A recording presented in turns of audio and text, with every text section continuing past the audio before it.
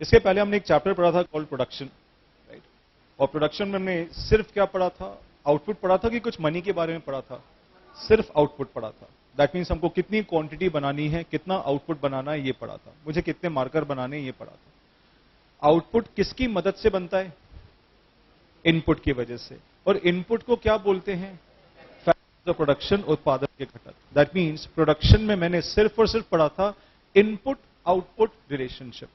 Production में मैंने पढ़ा था इनपुट आउटपुट रिलेशनशिप, राइट। ये रिलेशनशिप कौन सी थी? इकोनॉमिकल रिलेशनशिप थी कि टेक्निकल रिलेशनशिप थी? टेक्निकल रिलेशनशिप थी, इकोनॉमिकल रिलेशनशिप नहीं थी।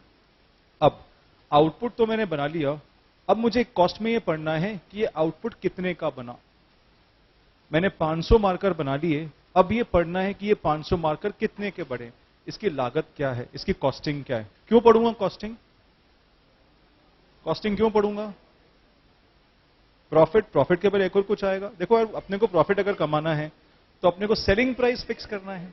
सेलिंग प्राइस तभी फिक्स करेंगे अगर मुझे कॉस्ट मालूम होगा। मैंने अगर ये मार्कर बनाया, एक मार्कर बनाया, चलो अब मुझे इस मार्कर को बेचना है। ठीक है सर, मुझे बेचना है। बेचने के लिए क्या फिक्स करना पड़ेगा? इसका सेलिंग प्राइस, बिक्री मूल्य। सेलिंग प्राइस तभी फिक्स करूंगा अगर मुझे इसकी कॉस्टिंग मालूम होगी। तो लेट्स से अगर मैंने मार्कर 10 बनाया तो मैं इसको 9 में बेचूंगा कि 12 में बेचूंगा? 12 में, ताकि मुझे 2 रुपए प्रॉफिट जनरेट हो। इससे सेलिंग प्राइस को डिटरमाइन करने के लिए मुझे कॉस्टिंग पढ़ना पड़ेगा। ठीक है।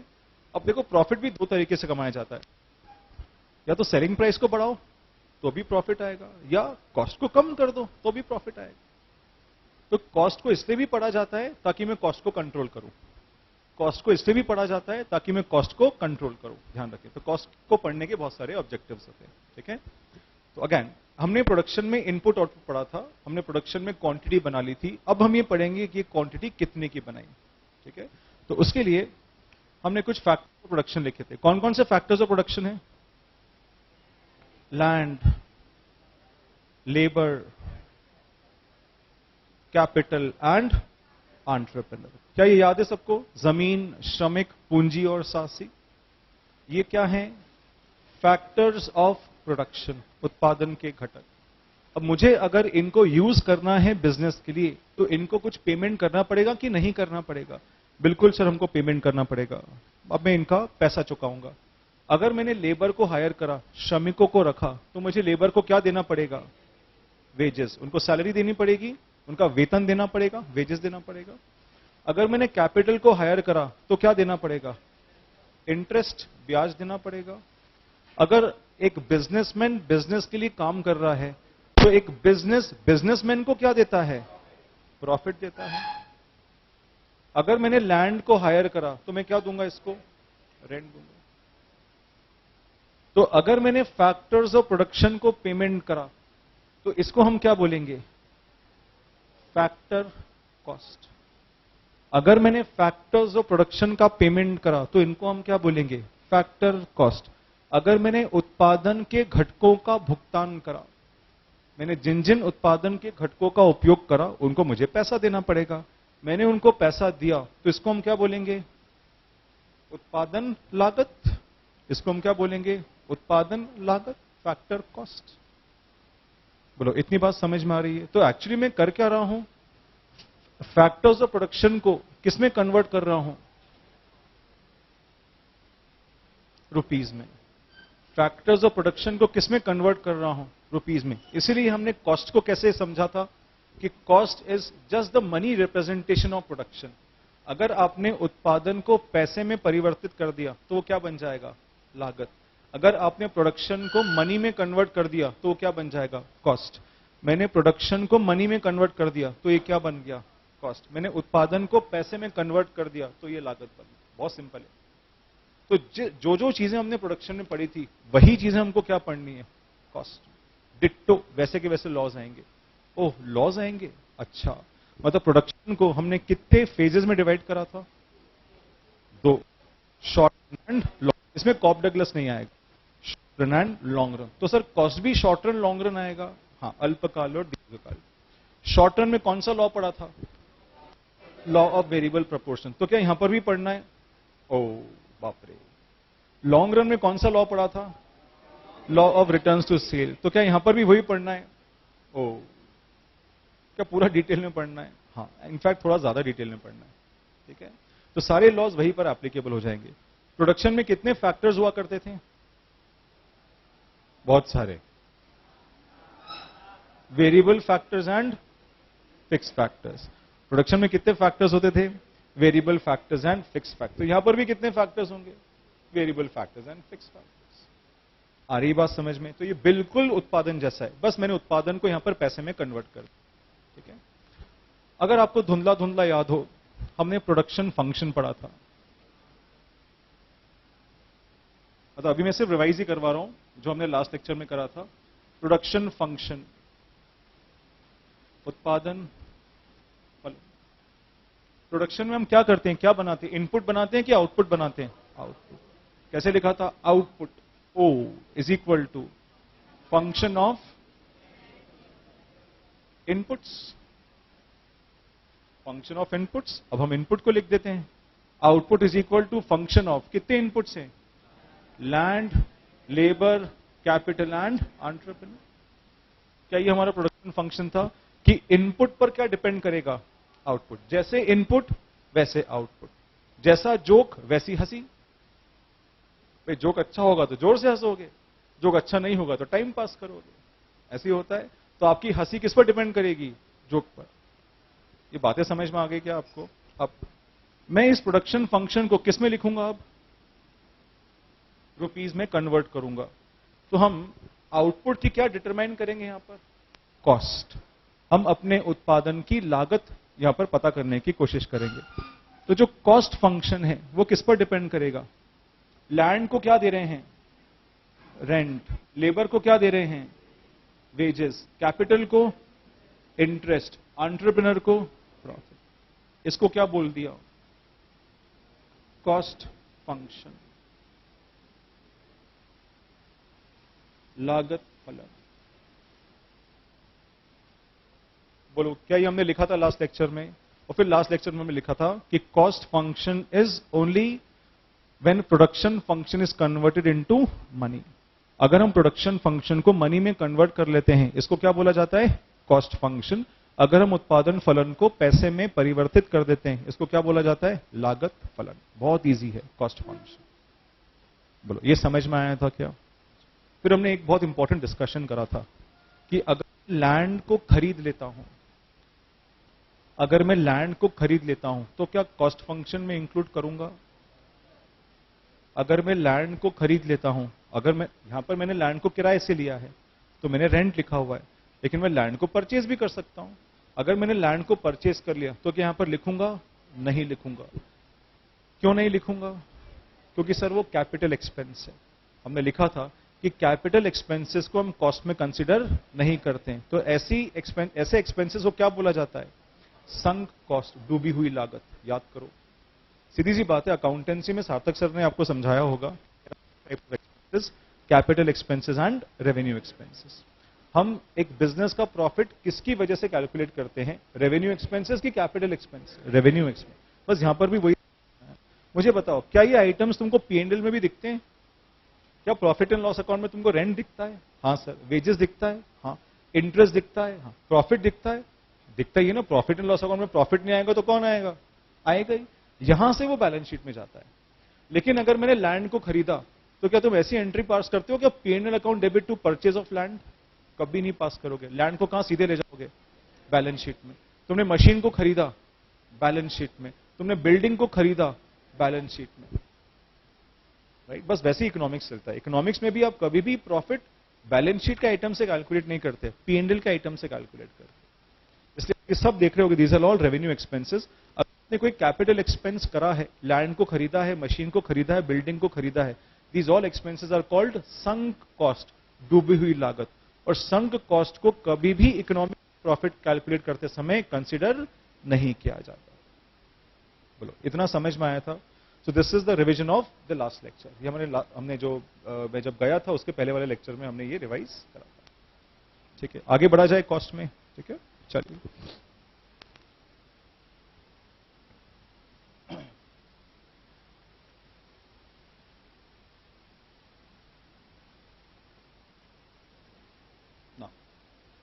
जैसे अभी हमने बात करी, कॉस्ट पूरा किसके जैसा होगा? प्रोडक्शन जैसा। तो बस वैसा इसको कुछ बनाने की कोशिश करते हैं। Production function was divided into two parts. कौन कौन सा? Short run and long run. वैसे हम यहां पर क्या लिखेंगे? Short run. ये चार्ट बनाइए, इंपॉर्टेंट है। And long run.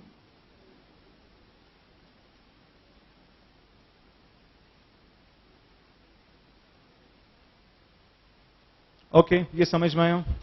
ठीक है। शॉर्ट रन में कौन सा लॉ एप्लीकेबल है?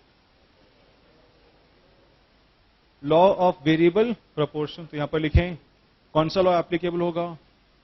Law of variable proportions.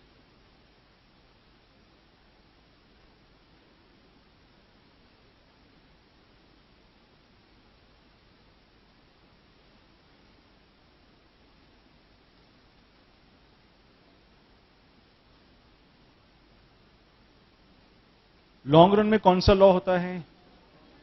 लिखें law of returns to scale.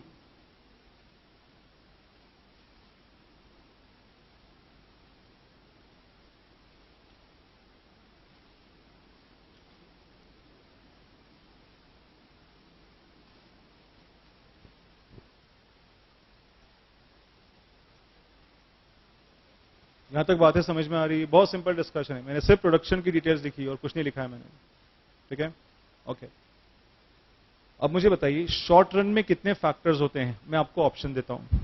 पहला ऑप्शन वेरिएबल फैक्टर्स, परिवर्तनशील घटक। दूसरा ऑप्शन फिक्स फैक्टर, स्थिर घटक। तीसरा option variable factors and fix factors. तीसरा ऑप्शन। क्यों दोनों फैक्टर्स क्यों होते हैं शॉर्ट रन में? कौन बताएगा? शॉर्ट रन में दोनों फैक्टर्स क्यों होते हैं? दोनों घटक क्यों होते हैं? समझा था हमने। शॉर्ट रन में कुछ फैक्टर्स को हम चेंज कर सकते हैं, कुछ फैक्टर्स को हम चेंज नहीं कर सकते क्योंकि हमारे पास कम रहता है। तो जिन फैक्टर्स को हम चेंज नहीं कर सकते उनको क्या बोलते हैं? फिक्स फैक्टर, स्थिर घटक। जिन फैक्टर्स को हम चेंज कर सकते हैं उनको क्या बोला जाता है? परिवर्तनशील घटक, वेरिएबल फैक्टर्स। आगे बात समझ में? यहां पर भी क्या लिखेंगे? There are two factors, variable factors and fix factors. यहां पर दोनों फैक्टर्स होंगे।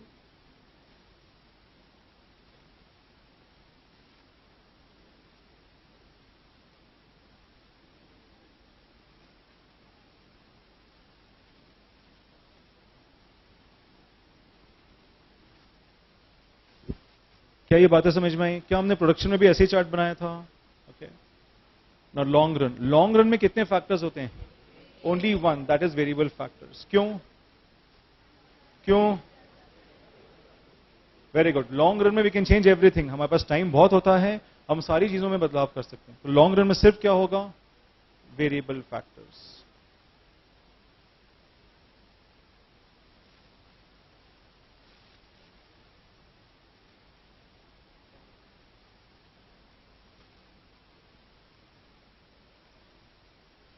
इतनी बात समझ में आई?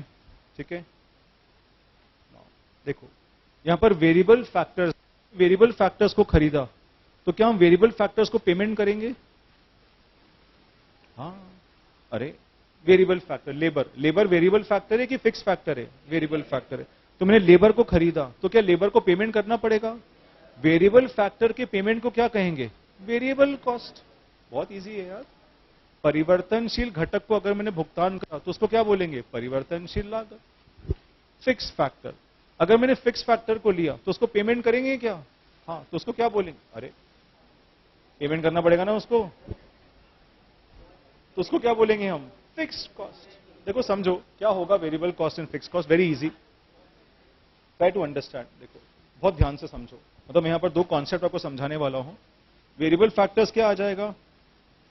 you will be having variable cost and you will be having fixed cost। देखो समझो, बहुत ध्यान से समझो। यहां पर वेरिएबल फैक्टर्स और फिक्स फैक्टर्स है, तो कॉस्ट में भी यहां पर क्या होगा? Variable cost and fix cost, परिवर्तनशील लागत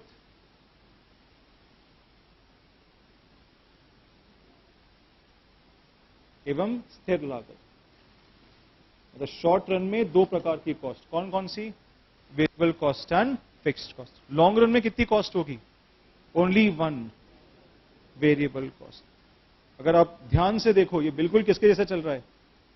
प्रोडक्शन जैसा। अभी तक प्रोडक्शन और कॉस्ट में कुछ चेंज नहीं है और आगे होगा भी नहीं, परिवर्तनशील लागत। So let's try to understand what do you mean by variable cost, what do you mean by fixed cost। इसको हम समझते हैं, ठीक है? लिखना मत, कुछ भी मत लिखना, सिर्फ समझना, फिर मैं लिखवा दूंगा। मैंने लेबर को हायर करा, अगर मुझे ज्यादा आउटपुट बनाना है तो मुझे ज्यादा लेबर लेना पड़ेगा। तो क्या लेबर चेंज हो सकता है? तो लेबर को मैंने हायर करा, लेबर को मैंने वेजेस दिए, ये क्या हो गया? Variable cost. Now try to understand, ये एक फैक्ट्री है, यहां पर प्रोडक्शन चल रहा है, प्रोडक्शन बढ़ाने के लिए मैंने ज्यादा लेबर को रखा। अगर प्रोडक्शन को नहीं बढ़ाना है तो मैं लेबर को चेंज नहीं करूंगा। तो वेरिएबल कॉस्ट वो होती है जो आउटपुट के साथ चेंज होती है।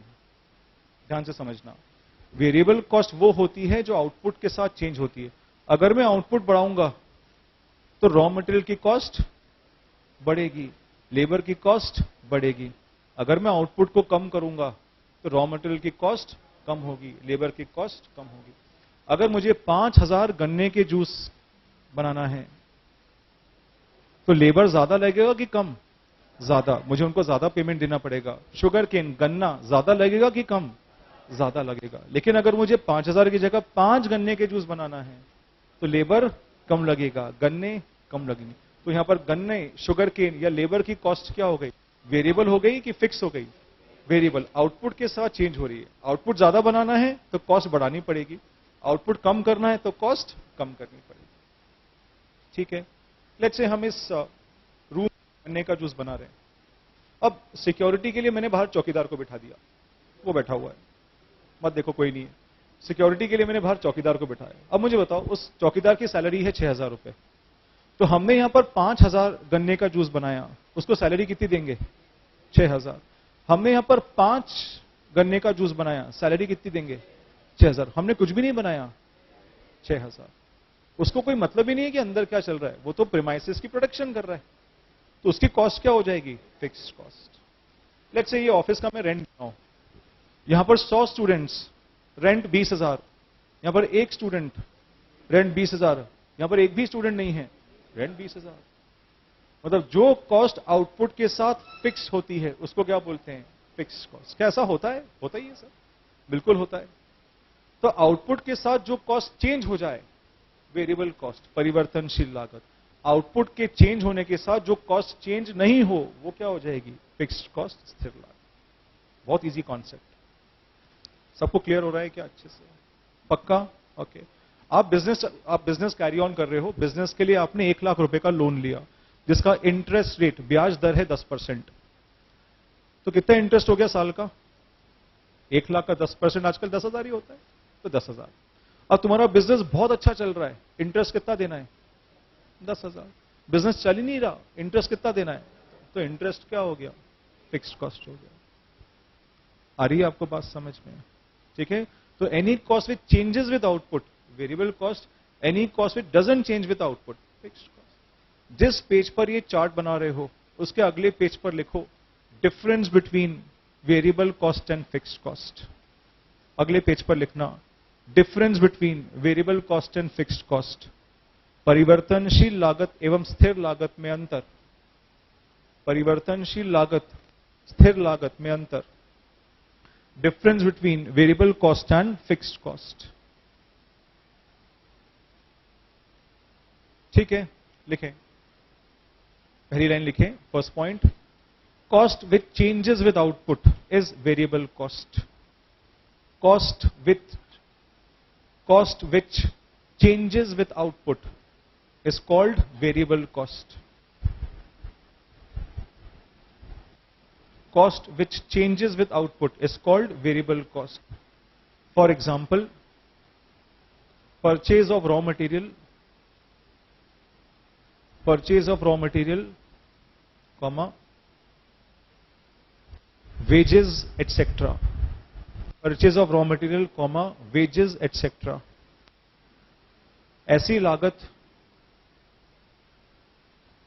लागत जो उत्पादन के साथ बदलती है, ऐसी लागत जो उत्पादन के साथ बदलती है वह परिवर्तनशील लागत होती है। ऐसी लागत जो उत्पादन के साथ बदलती है वह परिवर्तनशील लागत होती है। देखें उदाहरण के लिए, कच्चे माल का क्रय, कच्चे माल का क्रय,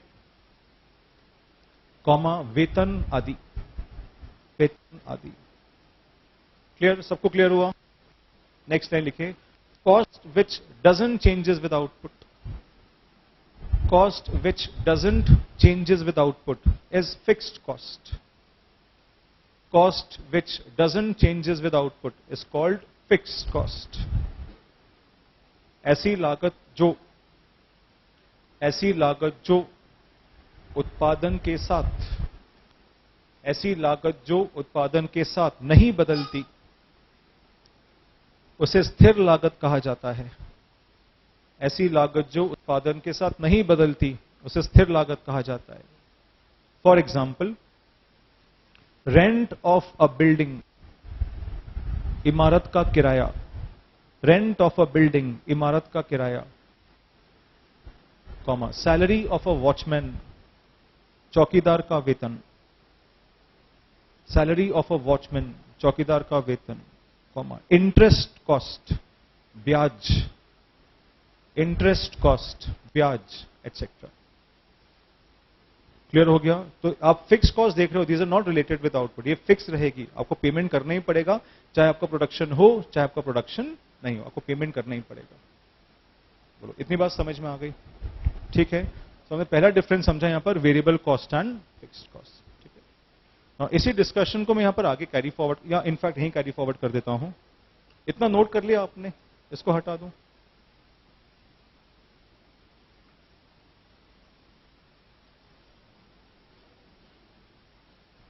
अब आप लोग मुझे बताइए, प्रोडक्शन को हमने किन 3 कॉन्सेप्ट की मदद से समझा? प्रोडक्शन को हमने किन 3 कॉन्सेप्ट की मदद से समझा? वो तो बेटा लॉ है। क्या हमने ऐसा कुछ पढ़ा था क्या? Total product, average product, total product, average product and marginal product. हाँ सर। तो अगर हमने टोटल प्रोडक्ट को बनाया, टोटल प्रोडक्ट को बनाने की कॉस्ट को क्या कहेंगे? सही पकड़े, बहुत इजी है। मुझे बताओ टोटल, अब ऑप्शंस, टोटल प्रोडक्ट किसकी मदद से बनता है? पहला ऑप्शन वेरिएबल फैक्टर, दूसरा ऑप्शन फिक्स फैक्टर, तीसरा ऑप्शन बोथ, दोनों की मदद से बनता है। समझ में आ रहा है? That is the third option. Total product वो होता है जो फिक्स फैक्टर और वेरिएबल फैक्टर दोनों की मदद से बनता है। तो टोटल प्रोडक्ट को बनाने की लागत को क्या कहेंगे? टोटल कॉस्ट, कुल लागत। समझ में आ गया? तो यहां पर भी हमको ऐसे ही कॉन्सेप्ट पढ़ने हैं। नाउ देखो, यहां पर कौन से कॉन्सेप्ट आ जाएंगे? टोटल प्रोडक्ट को बनाने की कॉस्ट को क्या कहेंगे? टोटल कॉस्ट, कुल लागत। अगर टोटल कॉस्ट है तो दूसरा ऑप्शन क्या है वहां पर? Average product. तो यहां पर क्या आ जाएगा? एवरेज कॉस्ट, औसत लागत। अगर वहां पर मार्जिनल प्रोडक्ट है तो यहां पर क्या आ जाएगा? मार्जिनल कॉस्ट, सीमांत लागत।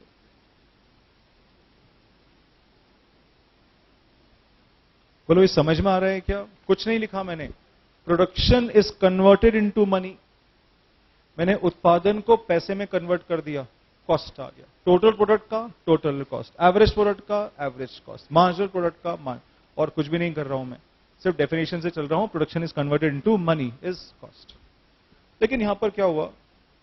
शॉर्ट टर्म में हमारे पास कितनी कॉस्ट होती है? Variable cost and fixed cost. तो यहां पर क्या हो जाएगा? टोटल कॉस्ट के कितने पार्ट्स हो जाएंगे? 2 पार्ट्स हो जाएंगे। कौन कौन से? देखें ध्यान से, total variable cost and total fixed cost. यार मुझे बताओ, देखो तुमने आउटपुट बनाने के लिए रॉ मटेरियल को ज्यादा खरीदा, वो क्या है? Variable cost. तुम चौकीदार को सैलरी दे रहे हो, फिक्स्ड कॉस्ट। तो दोनों कॉस्ट में तो आएंगे ना, दोनों का भुगतान तो कर रहे हो ना तुम। इसलिए कॉस्ट क्या रहेगी, सिर्फ वेरिएबल रहेगी कि फिक्स रहेगी कि दोनों रहेगी? दोनों को मिला के कॉस्ट रहेगी। तो पहला फॉर्मूला हमारा क्या आ गया, total cost is equal to total variable cost plus total fixed cost. ठीक है, कुल लागत इज इक्वल टू कुल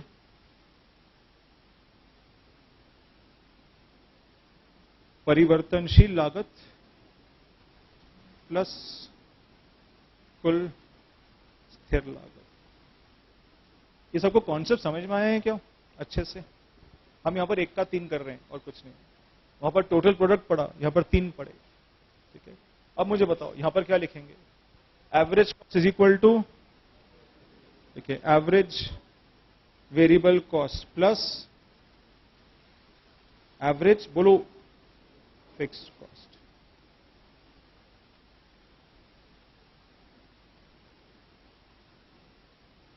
औसत परिवर्तनशील लागत प्लस औसत स्थिर लागत। इतना क्लियर हो गया आपको? ठीक है, बोलो एवरेज प्रोडक्ट का फॉर्मूला क्या? एवरेज प्रोडक्ट का फॉर्मूला क्या? Total product divided by number of units of a variable factor. तो एवरेज कॉस्ट का फॉर्मूला क्या? Total cost divide by output. पढ़ेंगे आगे, अभी नहीं। तो बिल्कुल वैसा की वैसा रिलेटेड है, ध्यान रखना। ठीक है, ओके। मार्जिनल कॉस्ट, बोलो मार्जिनल प्रोडक्ट का फॉर्मूला क्या? मार्जिनल फॉर्मूला क्या?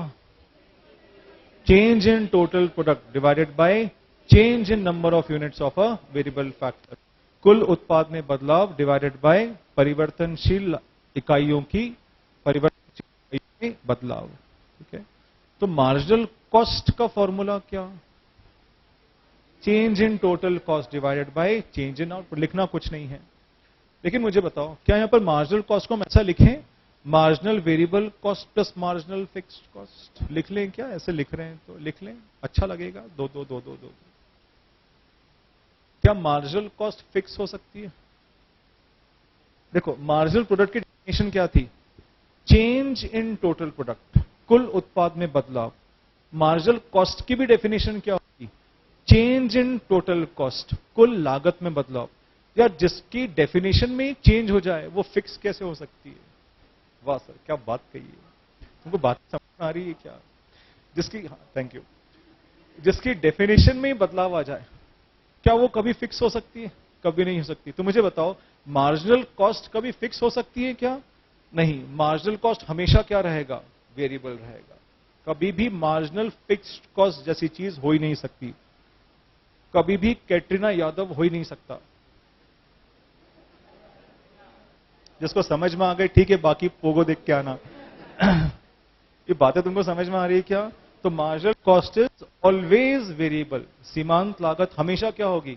परिवर्तनशील होगी। समझ में आ गया? ब्रैकेट में लिख लो, ऑलवेज वेरिएबल। ये हमेशा क्या होगी? परिवर्तनशील।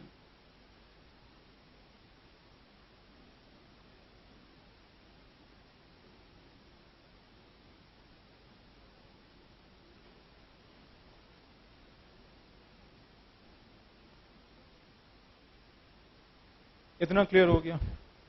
ठीक है, अब मुझे बताओ शॉर्ट रन में कितनी कॉस्ट पड़नी है? शॉर्ट रन में कितनी कॉस्ट पड़नी है? 1 2 3 4 5 6 7 7 कॉस्ट पड़ेंगे यहां पर। 1 का 3 हुआ, यहां पर 7 कॉस्ट पड़ेंगे। समझ में आ गया? ये तो शॉर्ट रन है, लॉन्ग रन में जाना है अभी। आओ लॉन्ग रन में चलते हैं। लॉन्ग रन में सारी कॉस्ट क्या है? वेरिएबल होती। तो मैंने यहां पर लिखा टोटल कॉस्ट। बोलो क्या यहां पर फॉर्मूला लिखूं? कैसा लिखूं? Total cost is equal to total variable cost plus total fixed cost? कभी नहीं। क्यों? लॉन्ग रन है सर, लॉन्ग रन में फिक्स्ड कॉस्ट होती नहीं है। तो सर लिख दो ना total cost is equal to total variable cost. अरे जब पूरी टोटल कॉस्ट वेरिएबल है तो लिखने की क्या जरूरत है? बातें समझ में आ रही है? तो यहां पर सिर्फ क्या लिखेंगे? टोटल कॉस्ट, क्योंकि यहां पर सिर्फ टोटल कॉस्ट क्या होगी? हमेशा वेरिएबल होगी। तो टोटल कॉस्ट, अगर टोटल कॉस्ट है तो एवरेज कॉस्ट, और अगर टोटल कॉस्ट है तो मार्जिनल कॉस्ट। तो लॉन्ग रन में कितनी कॉस्ट पढ़नी है? 3 कॉस्ट पढ़नी है, 1 2 3। टोटल कितनी कॉस्ट पढ़नी है? 10, बस इतनी कॉस्ट पढ़नी है अपने को। ठीक है, समझ में आया? क्या स्टार्ट करें? पहले लॉन्ग रन खत्म कर दें, छोटी से खत्म होगा ही नहीं। शॉर्ट रन समझ में आएगा तो लॉन्ग रन समझ में आएगा। तो पहले क्या खत्म करना पड़ेगा अपने को? Short run. पहले बहुत सारी कॉस्ट पढ़नी है, 7 पढ़नी है। ठीक है, will start with the short run. Chart को नोट कर लो आप, फिर हम लोग शॉर्ट रन पढ़ना चालू करेंगे। Start from the fresh page.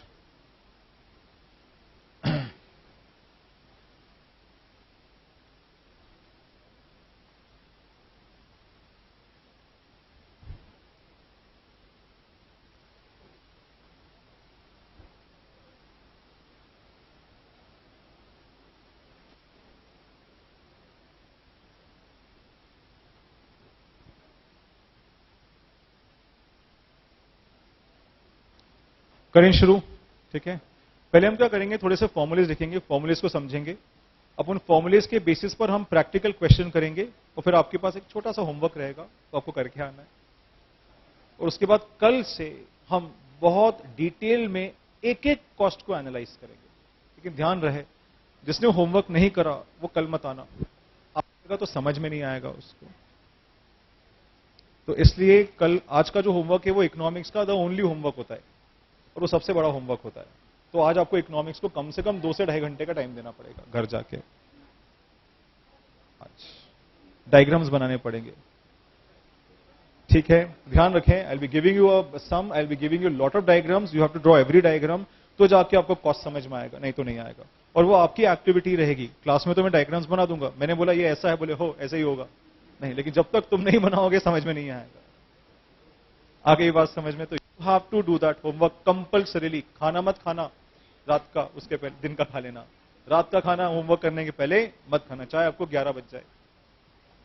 ठीक है, करोगे होमवर्क? शपथ लेते हो? अरे लो शपथ यार, क्या शपथ लेते हो होमवर्क करके आओगे? मुझे सब आलसी लोग दिख रहे हैं जो शपथ नहीं ले रहे हैं। Right, so try to understand, you have to do this homework. पर पहले हम लोग यहां पर कॉन्सेप्ट समझते हैं, कुछ फॉर्मुलेज करते हैं। ठीक है,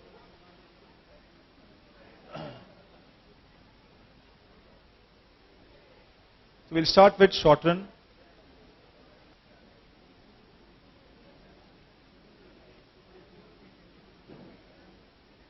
फॉर्मूलेज। तो पहला फॉर्मूला तो बड़ा आसान है, ये हमारा पहला फॉर्मूला हो गया। कौन सा फॉर्मूला है? Total cost is equal to total variable cost plus total fixed cost. इनकी प्रॉपर्टी सब कल लिखेंगे हम, अभी नहीं लिखेंगे, क्योंकि वो तभी लिख पाएंगे जब आप डायग्राम पूरा बना के आओगे, फिर हम सब एनालाइज करेंगे। तो पहली कॉस्ट क्या होगी? Total cost. पहला फॉर्मूला क्या हो गया? Total cost is equal to total variable cost plus total fixed cost. Very good sir, ये पहला फॉर्मूला है। दूसरा फॉर्मूला कौन सा हो गया? Average cost is equal to average variable cost plus average fixed cost. Average cost is equal to average variable cost plus average fixed cost. Right, right down the third formula. तीसरा formula लिखना है हमको। एक पहला formula, दूसरा formula, अब कौन सा फॉर्मूला लिखना है? तीसरा फॉर्मूला लिखें। किसका लिखेंगे हम? Average cost.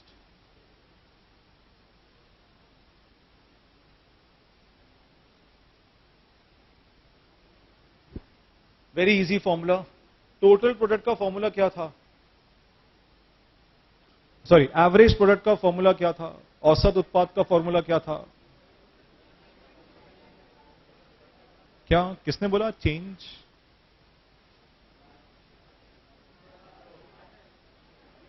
एवरेज प्रोडक्ट में चेंज कहां आएगा? सिंपल फॉर्मूला था, total product divided by number of units. तो यहां पर भी बड़ा सिंपल फॉर्मूला है। Average cost is equal to total cost divided by, किसकी कॉस्ट देख रहे हैं? अरे मार्कर की कॉस्ट देख रहे हैं ना, तो total cost divided bye output. बड़ा सिंपल, आउटपुट की कॉस्ट देख रहे हैं यहां पर, total cost divided bye output. लिखें, कुल लागत divided by output.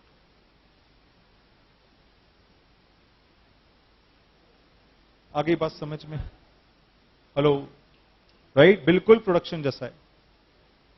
Fourth formula, average variable cost.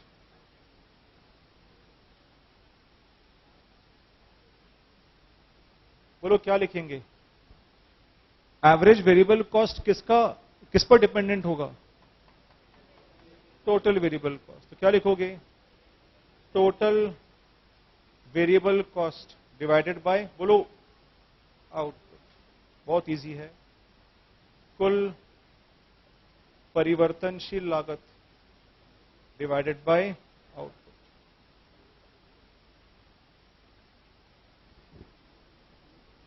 आई बात समझ में? इजी है, सब कुछ डिपेंडेंट है। फिफ्थ, ये वाला फॉर्मूला खुद लिखोगे आप। एवरेज फिक्स्ड कॉस्ट, औसत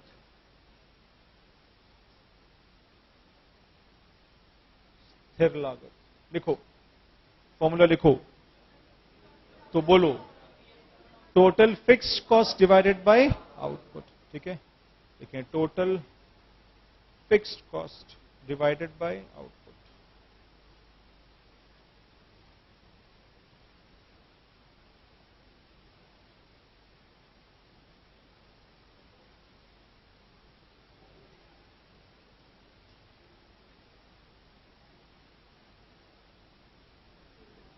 ठीक है, इतनी बातें समझ में आ रही है सबको?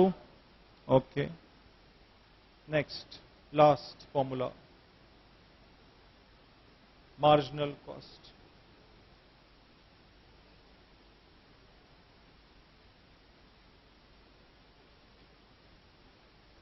बोलो क्या फॉर्मूला? तो मार्जिनल प्रोडक्ट का फॉर्मूला क्या था?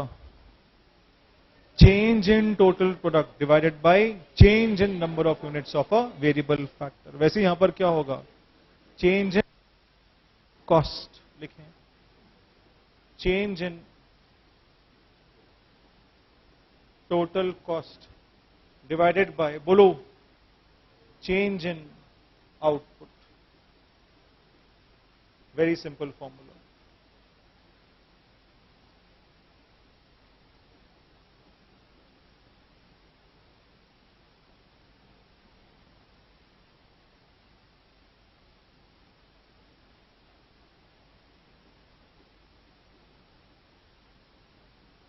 प्यार से लिखो, change in total cost divided by change in output. Triangle मतलब क्या होता है? डेल्टा। डेल्टा मतलब चेंज। सब सर ने पढ़ाया होगा। तो change in total cost divided by change in output. Delta total cost divided by delta.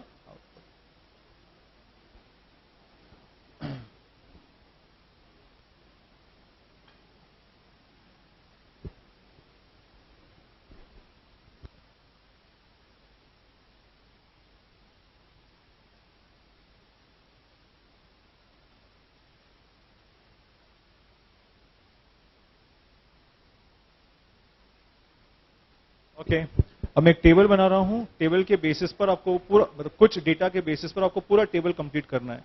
पूरा टेबल किसकी मदद से कंप्लीट होगा? ये सारे फॉर्मूलास। टेबल बनाता हूं, उसके बाद मैं आपको होमवर्क देता हूं, वो आपको करना है बस, क्योंकि उसके पहले हम आगे बढ़ ही नहीं पाएंगे। जब तक आप वो कंप्लीट नहीं करोगे आगे बढ़ ही नहीं पाएंगे। ठीक है, करें शुरू। टेबल दे दूं आपको मैं, इसको हटा दूं। सबने नोट कर लिया? सबने नोट कर लिया? चलो, डांटो मत यार।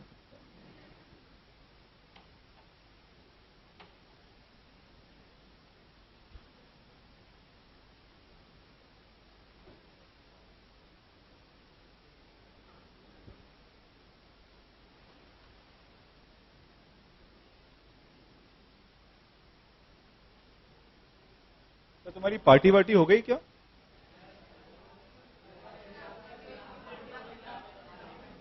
मेरा वेट कर रहे थे? नहीं, वेट नहीं है मेरा। बाकी क्या, तुमको बड़ा इंटरेस्ट आ रहा है। चलो, कब है पार्टी वार्टी? कब है तुम्हारी? नेक्स्ट संडे है क्या? मैं तो क्या हमेशा ही पार्टी के लिए तैयार होता हूं यार। चलो, पहले चलो फिलहाल टेबल बनाओ जल्दी जल्दी। टोटल फिक्स्ड कॉस्ट कुल स्थिर लागत,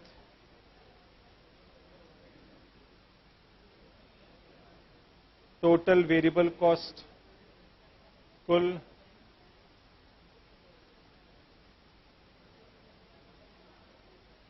टोटल कॉस्ट, कुल लागत, एवरेज कॉस्ट, औसत लागत,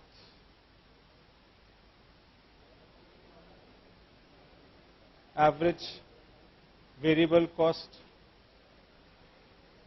औसत परिवर्तनशील लागत, एवरेज फिक्स्ड कॉस्ट, औसत स्थिर लागत, and then you have marginal cost.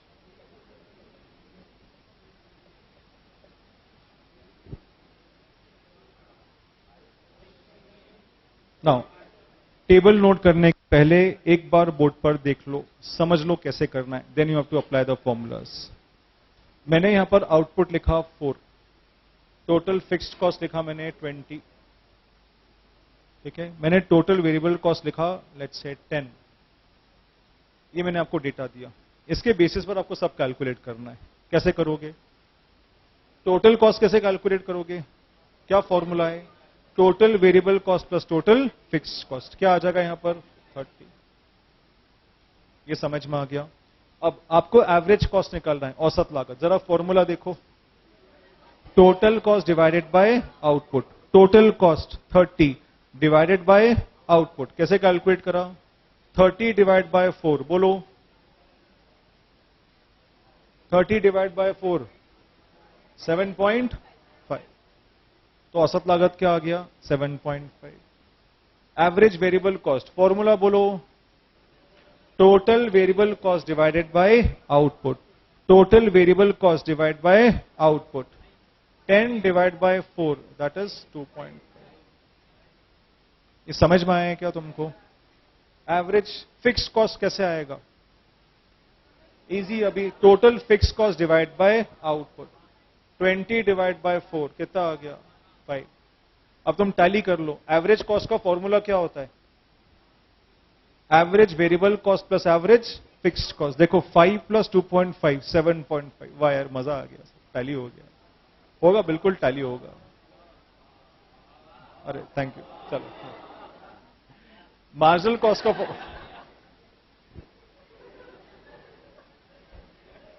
Marginal cost का फॉर्मूला क्या है? Change in total cost divide by change in output. अब उसके पहले हमको एक चेंज देखना पड़ेगा. लेट्स से यहां पर कोई चेंज नहीं है, या मैं अगर एक चेंज लिख भी दूं, मैंने यहां पर लिखा 3 और यहां पर मैंने टोटल कॉस्ट लिखा लेट्स से 25. तो how do you calculate marginal cost?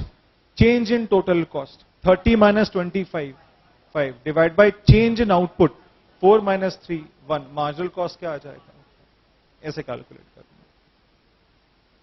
समझ में? इसको नोट मत करना, it is just for your demonstration. अगर नोट करना है तो इस टेबल में नोट मत करना, एक अलग पेज में नोट कर लो, क्योंकि अभी मैं टेबल पूरा बनवाऊंगा. आपको जो होमवर्क करना है वो मैं बनवाऊंगा. ये मैंने सिर्फ आपको डेमोन्स्ट्रेशन के लिए दिया कि आपको एक्चुअली कंप्लीट कैसे करना है. If you want to note down, अलग टेबल में नोट कर लो, एक अलग तरीके से नोट कर लो कैसे करो. ठीक है, फिर मेन टेबल में आपको बताता हूं कैसे करना है. इट्स वेरी इजी, बहुत आसान है. ये डेटा आप नोट कर लो अलग जगह, and then I will give you the contents of this table. आपको करना क्या है, ठीक है?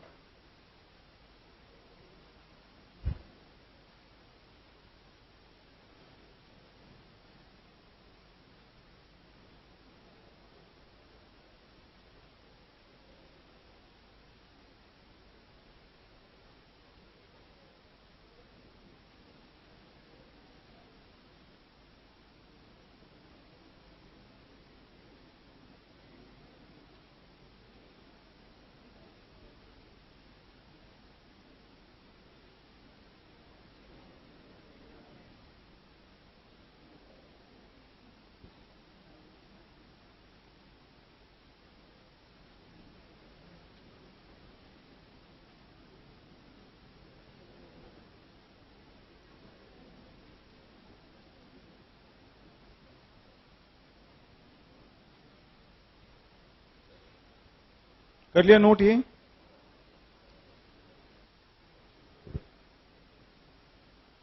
ये करा नोट सबने? चलो हटा दूं।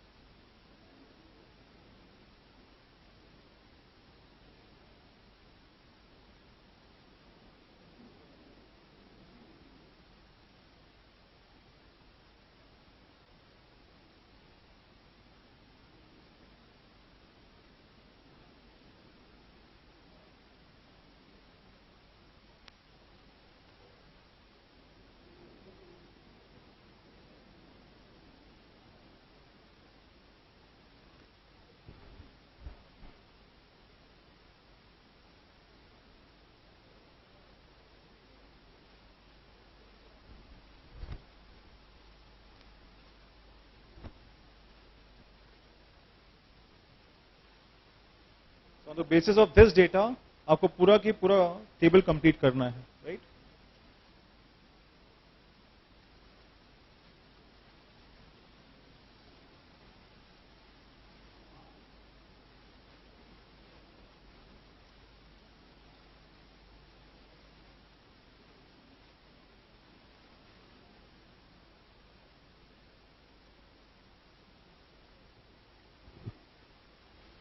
Okay, this is your data, पूरा टेबल कंप्लीट करना है। And then you have to draw the following diagrams. मैं डायग्राम्स के नाम लिख रहा हूं। हर डायग्राम में आपको एक्स एक्सिस पे क्या रखना है? एक्स एक्सिस पर क्या रखना है? आउटपुट। और वाई एक्सिस पर जिस कॉस्ट का आपको डायग्राम बनाना है। ठीक है, चलो पहला आपको डायग्राम बनाना है total cost. Honestly banana please सब लोग डायग्राम, ठीक है? Second, total variable cost,